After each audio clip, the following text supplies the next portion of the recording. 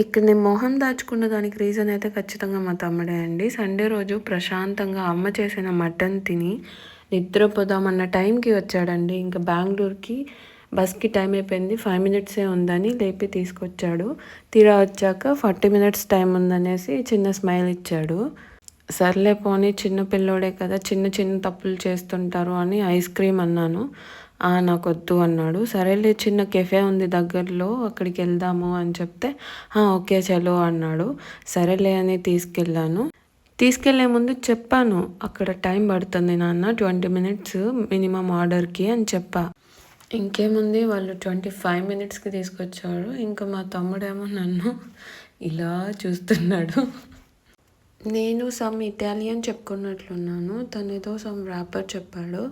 ఆ green colour అయితే green Apple mojito అనుకుంటా. Another one is lychee.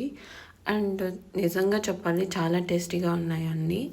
నాకు కదా కోపం రావాలి. వాడు నన్ను ఫేస్ వాష్ చేసుకోనీకుండా తీసుకొచ్చేసాడు కెఫేకి.